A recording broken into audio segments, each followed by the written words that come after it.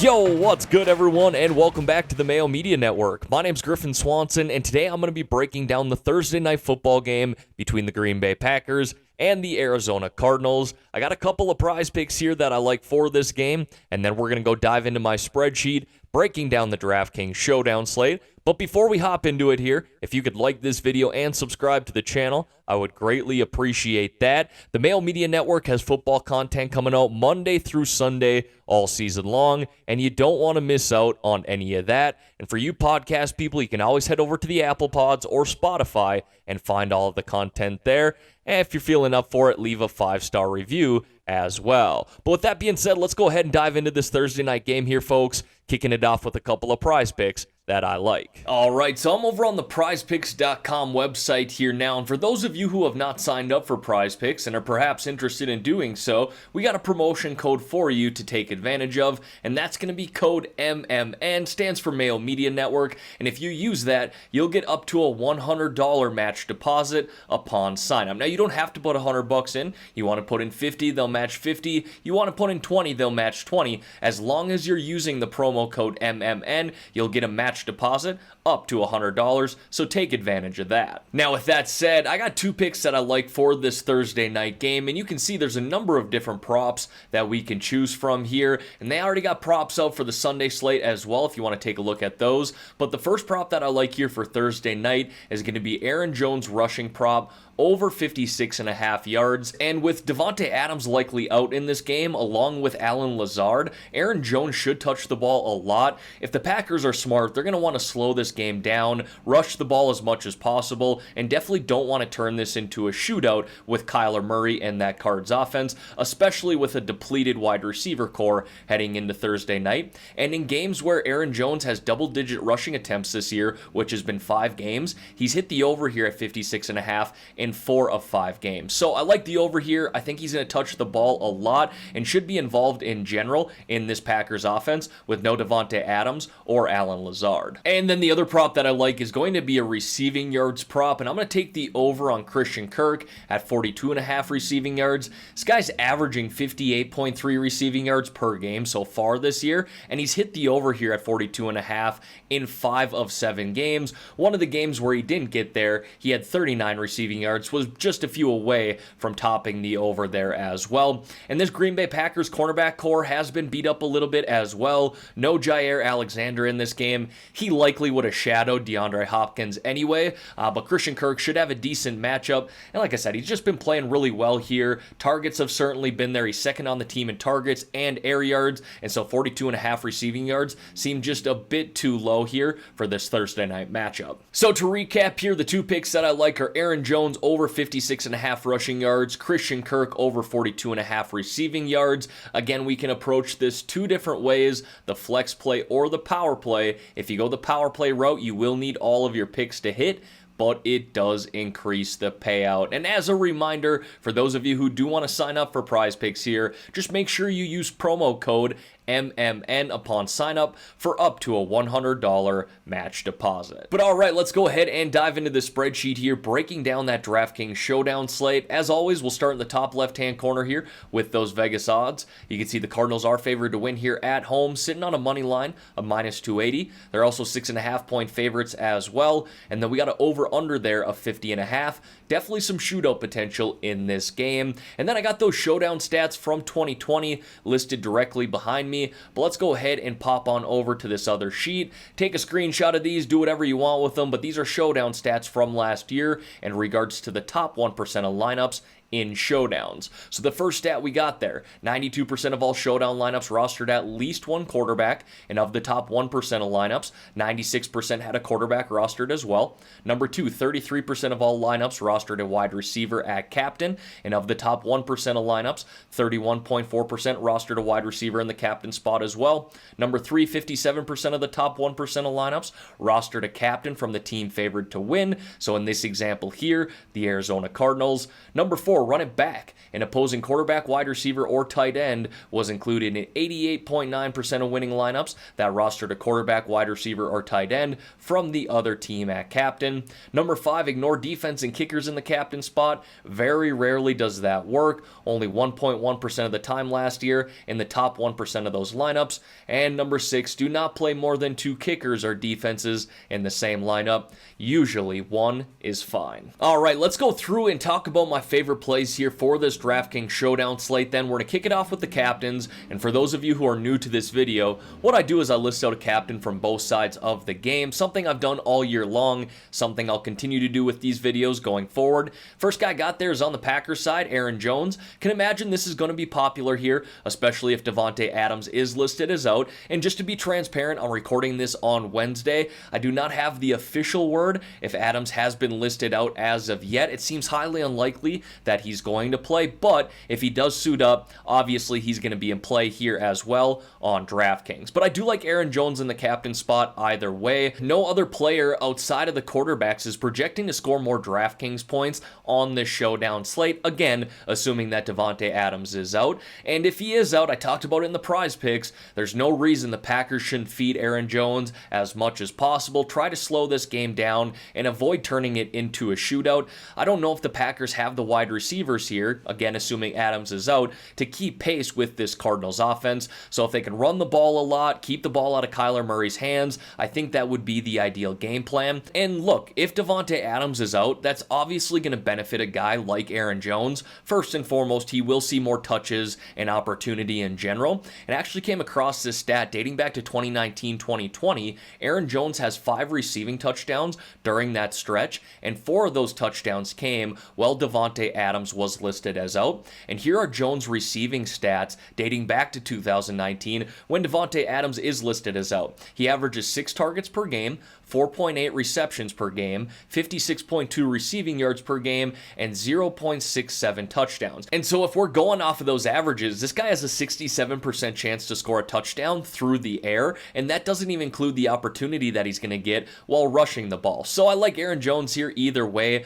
whether or not Davante Adams is in or is out, but if he happens to be out, that's only going to be a boost up for Aaron Jones. Now on the Cardinals side of things here, I think there's a number of different guys that we could put in the captain spot. Kyler Murray, obviously, D-Hop, James Conner, even Christian Kirk could fit in here. I'm going to go with AJ Green though. Looks like he's going to have pretty low ownership in the captain position for this Thursday night game. He's 3rd on the team in air yards, 3rd on the team in targets, and has had some pretty nice upside so far this year. I don't want to say it's resurrected his career going from Cincinnati to Arizona, but it certainly made plays that he wasn't making the past few seasons with the Cincinnati Bengals, and he's 2nd on the team in red zone targets, and that's primarily what stuck out to me. He's seeing a 21.5% share while in the red zone, and that has translated to him scoring 3 touchdowns this year. So like I said, we can attack this captain spot from the Cardinals side of things a number of different ways. Realistically, any one of these guys could go for 20, 25 plus DraftKings points,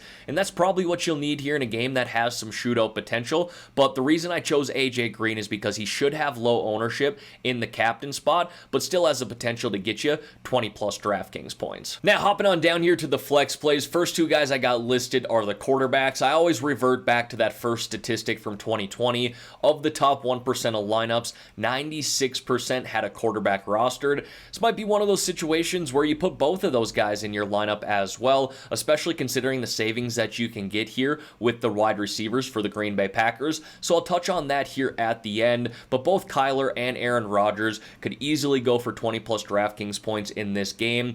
Kyler's projecting to be the best overall play on this slate. He's also the most expensive. So I don't want to say it's not doable to put him in the captain spot because it certainly is, but then you're going to have to pay down for some other guys within your lineup in order to make that work. And he hasn't rushed the ball very well here over the past 3 games. I know he had a shoulder injury or kind of banged up his shoulder 2 games ago, and I don't know if that has anything to do with it, but he's only hit 1, 6, and 10 rushing yards in each of his past 3 games. Compared to his first few games there, he had 20, 31, 19, and 39. So something to keep an eye on, but this guy guy's still averaging 25.7 DraftKings points per game and will likely be the best overall play in this Thursday night game. Now, with Aaron Rodgers here, he's probably going to take a little bit of a hit to his productivity if Davante Adams is listed as out. Allen Lazard has already been listed as out. And Marquez Valdes-Scantling here, it sounds like he's going to return from that hamstring injury, but hasn't officially been cleared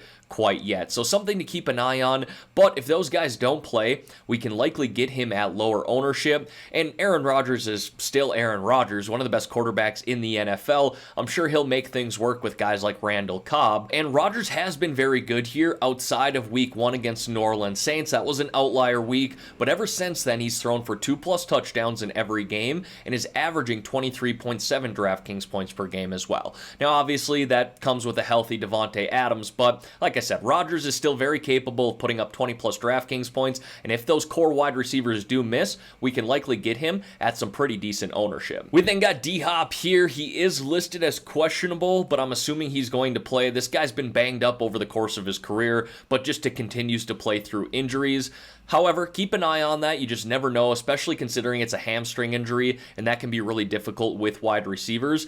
And look, D-Hop has been good this year, but he's been very reliant on scoring touchdowns. He's got 7 touchdowns here through 7 weeks, but he's yet to top 100 receiving yards or 10+ targets. So that's a bit concerning. I'm probably more concerned about the hamstring injury, to be honest, and hope he's not limited in his offensive snaps. And look, there's a lot of mouths to feed on this Cardinals offense as well. Part of the reason I mentioned you could roster a number of these guys in the captain spot. But D-Hop is still D-Hop. We know the upside that he has, but just note his numbers in general have come down slightly this year. Now, I went back and forth between Chase Edmonds and James Conner, but for me, it comes down to the rushing attempts that they're getting in the red zone, and James Conner just absolutely trumps Chase Edmonds there. Chase Edmonds has not scored a touchdown all year this year, so you're banking on that PPR upside that he has. And look, Chase Edmonds could very well catch 8 balls in this game and meet value, but James Conner could punch in 2 touchdowns, and so that's why I like him here. He's leading the team with 19 red zone attempts this year. That's 44%.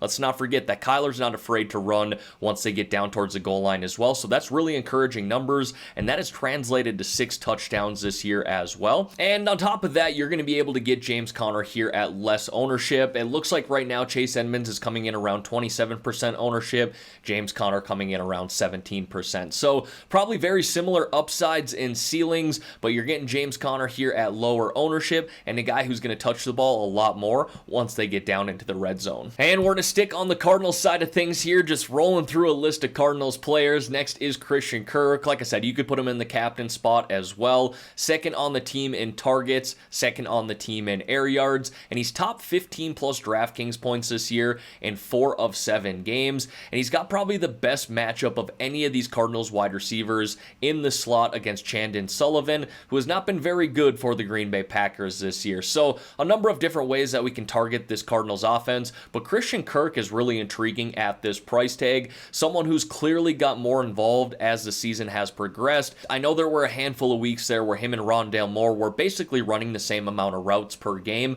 but we saw that change in week 7. Kirk ran 24 routes, Rondale Moore ran just 14. So I like him at this price of $7,200, and he's got that deep threat ability too, where he could score a touchdown from 30, 40, even 50+ yards out. And then I got the new guy there, Zach Ertz, who played his first game as a Cardinal just last week and surprisingly played 59% of the offensive snaps and turned that into a pretty good game, had 5 targets, 3 catches, and scored a pretty lengthy touchdown, racking up 16 DraftKings points in that game. He's a good price tag here at $6,200.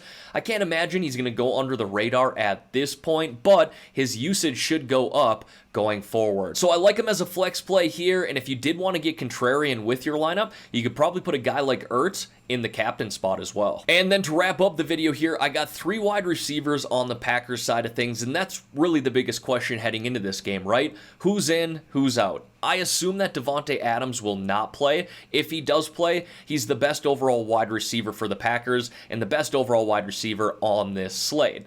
I don't think he's going to play though, so I'm going to base this here off of him being out. I do suspect that Marquez Valdes-Scantling will play, and he's got that deep threat ability to where you could put him in your lineup because all it would take are 1 or 2 catches in order for him to meet value. He is second on the team in targets and air yards, or at least was, prior to getting injured.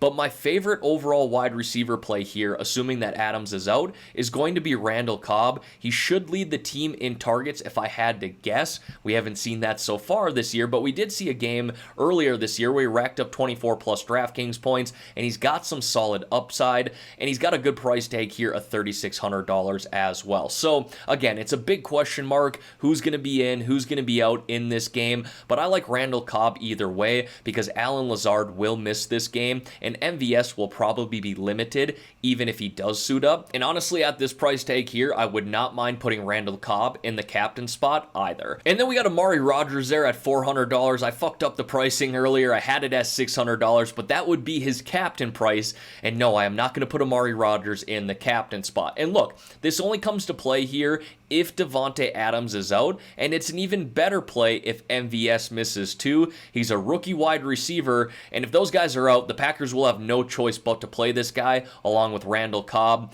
and St. Brown. So it's a low-priced option here that could have some decent upside, assuming both of those guys miss. Now, if MVS does play in this game, I wouldn't mind rostering Rodgers, but just note his snaps will come down if MVS is on the field. All right, everyone, that is going to wrap up the video here for today. As always, thank you all for taking the time out of your day to watch these videos. If you could like this video here and subscribe to the Mayo Media Network, I would greatly appreciate that. And again, for those of you who want to sign up for PrizePicks, just make sure you use code MMN upon sign up for up to a $100 match deposit. But let's enjoy this Thursday night game here, folks. Win a little money as well. I'm out of here.